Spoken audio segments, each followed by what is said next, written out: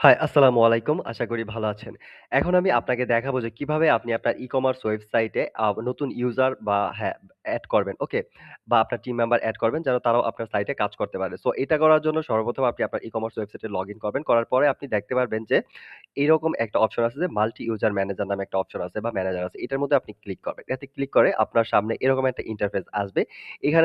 এখানে আপনারটা তো ব্ল্যাংক থাকবে কারণ আপনি নতুন কোনো ইউজার বানান নাই। এখানে অনেকগুলো ইউজার বানানো আছে। এইজন্য সবগুলা লিস্ট এখানে দেখাচ্ছে। ওকে, আপনি যেটা করবেন এখানে একটা ইউজার থাকবে।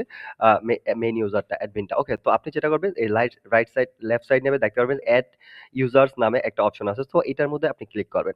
এই বাটনে ক্লিক করার পর আপনার সামনে এরকম একটা ফর্ম আসবে। আপনি সিম্পলি এই ফর্মটা ফিল করে হচ্ছে আপনি জাস্ট কনফার্ম এন্ড এড এ দিলে নতুন একটা ইউজার এড হয়ে যাবে। সো ওকে, আই থিংক এটা আপনি পারবেন। তারপরে চলেন আমি আরো কিছু রুলস বা জিনিস আছে যেগুলো ইউজার টাইপ আছে, কোনটার কি কাজ, ঠিক আছে? কোনটা দিলে কি হবে? এই জিনিসগুলো আপনাকে আমি ক্লিয়ার করি। ওকে? তো আ তো চলেন শুরু করি। তো সর্বপ্রথম আপনি এখানে যেটা করবেন দেখেন এখানে ইউজার নেম এর জায়গায় আপনি নতুন যেই আপনার ইউজারটা এড করবেন তার নাম দিবেন।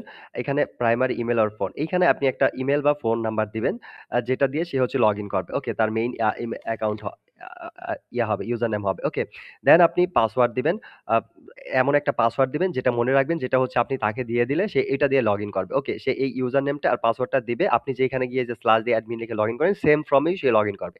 এইটা দিয়ে। ওকে? কিন্তু তার আলাদা অ্যাকাউন্ট হবে। আই থিংক বুঝতে পারছেন। দেন হচ্ছে এই ফোন নাম্বার এগুলো অপশনাল।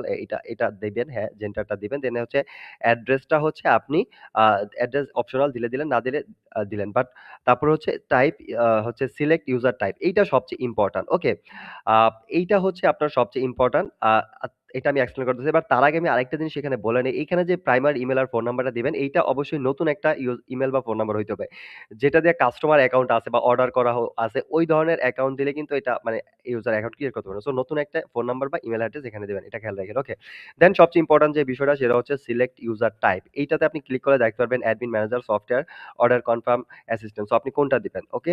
সো চলেন আমি একটু ক্লিয়ার করি। অ্যাডমিন দিলে সে ফুল কন্ট্রোল পাবে আপনার মতো। ম্যানেজার দিলে তার থেকে একটু বেশি কন্ট্রোল পাবে। সফটওয়্যার ইউজার দিলে আ সাধারণত কন্ট্রোল গুলা পাবে। আর অর্ডার কনফার্মিং অ্যাসিস্ট দিলে সে একটু কম কন্ট্রোল পাবে। সে শুধুমাত্র অর্ডার গুলা অ্যা আ মানে অর্ডার গুলাই সে মানে প্রসেস করতে পারবে, কনফার্ম করতে পারবে। একটা নির্দিষ্ট একটা মানে পর্যায় পর্যন্ত। সবগুলোও পারবে না। Okay? But admin, manager, software user যাই দেন না কেন তারা সব অর্ডারই কনফার্ম করতে পারবে বা ম্যানেজ করতে পারবে যেকোনো স্ট্যাটাসের। আর অর্ডার কনফার্মিং অ্যাসিস্ট্যান্ট এর মধ্যে অনেকটা লিমিটেশন আছে। সে শুধু হচ্ছে তাকে যে অর্ডারগুলো অ্যাসাইন করা হবে সে শুধু ওইগুলা কনফার্ম করতে পারবে। আ আর হচ্ছে আর একটা নির্দিষ্ট স্ট্যাটাস পর্যন্ত। এরপরে গিয়ে সে পারবে না। সো এটার অ্যাক্সেসটা বা পাওয়ারটা অনেক কম।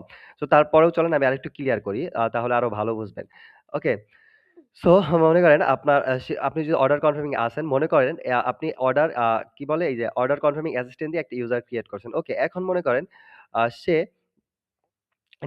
নিউ অর্ডারে এখন দেখাইতেছে ৯ টা অর্ডার, রাইট? আপনার সাইটে। সো মনে করেন আপনার সাইটে এরকম ৯ টা অর্ডার বা ১০০ টা অর্ডার আছে। ৯ টা দিয়ে উদাহরণ দেই। ৯ টা হইতে পারে ১০০ টা ৫০ টা যেকোনো কিছু হইতে পারে। মনে করেন ৯ টা অর্ডার আছে। সে কিন্তু সবগুলা দেখবে না। এর মধ্যে তাকে যেই ২ টা বা ৩ টা বা ১ টা অ্যাসাইন করা হবে বা অ্যাসাইন হইছে সে শুধু ওই অর্ডার গুলা দেখতে পারবে। সে এখানে ২ টা বা ৩ টা দেখবে, সবগুলা দেখবে না। বুঝতে পারছেন? আর সে তার অর্ডার গুলাকেই সে প্রসেস করতে পারবে। বাট আপনি যদি অ্যাডমিন, ম্যানেজার, সফটওয়্যার ইউজার দেন, তারা যখন অর্ডার মানে কি বলে এইখানে আসবে তখন সে হচ্ছে সবগুলা অর্ডারই কিন্তু সে দেখতে পারবে। ঠিক আছে? সবগুলাই দেখতে পারবে, যেকোনোটাই প্রসেস করতে পারবে। ওকে? আই থিংক বুঝতে আর আর এই রোল গুলা হচ্ছে চাইলে তারা অর্ডারের যেই অ্যাসাইন করা থাকবে, একজনে আরেকজনের কাছে ট্রান্সফার করে দিতে পারবে। বাট আপনার এই অর্ডার করার তারা কিন্তু অর্ডার মানে কি বলে? অর্ডার একজনেরটা আরেকজনকে অ্যাসাইন করতে পারবে না। সো এখন কথা হচ্ছে অর্ডার অ্যাসাইন জিনিসটা কি? এটা যদি আপনি না বুঝেন নো প্রবলেম। আমি পরের ভিডিওতে দেখাবো কিভাবে অর্ডার গুলো অ্যাসাইন করতে হয়, একজনেরটা আরেকজনের ট্রান্সফার করতে হয়। তারপরে হচ্ছে আরো যে জিনিসগুলো। ওকে? সো আপাতত এটার মধ্যে এইটাই দেখাইলাম যে আপনি সিম্পল ইউজার এড করার এই ফ্রেমে আসবেন।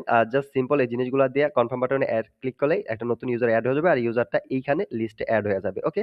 আর তার একটা আলাদা প্রোফাইল ক্রিয়েট হবে। সে হচ্ছে ওই আপনি যেই এখানে ইউজার নেম, ফোন নাম্বারটা আর পাসওয়ার্ডটা দিবেন। এটা দিয়েই সে লগইন করতে পারবে। ওকে? আর লগইন কোথায় করবে? আই থিংক আপনি বুঝতে পারছেন। এই যে আপনার সাইটের নেম আ yourname.com মানে আপনার ডোমেইন নেম স্ল্যাশ দিয়ে অ্যাডমিন লিখলে যে ফর্মটায় আপনি লগইন করেন সেম ফর্মে সেও লগইন করবে বাট তার ইউজার নেম পাসওয়ার্ড দিয়ে। ওকে? তাহলে সে তার অ্যাকাউন্টে লগইন করবে। ওকে? সো আজ এ পর্যন্ত। নেক্সট ভিডিওতে আমি দেখাবো কিভাবে আপনি এই ইউজার গুলাকে নির্দিষ্ট প্যানেলে অ্যাক্সেস দিবেন আর অর্ডার গুলাকে হচ্ছে একজন আরেকজনেরটাকে অ্যাসাইন করবেন। এই জিনিসগুলো আপনি নেক্সট ভিডিওতে দেখাবো। সো আ আজ এ পর্যন্তই। সাথেই থাকুন স্পাইডার ই-কমার্স আর ফজর রাবির। দেখা হবে নেক্সট ভিডিওতে নতুন কোনো কিছুর সাথে। আসসালামু আলাইকুম।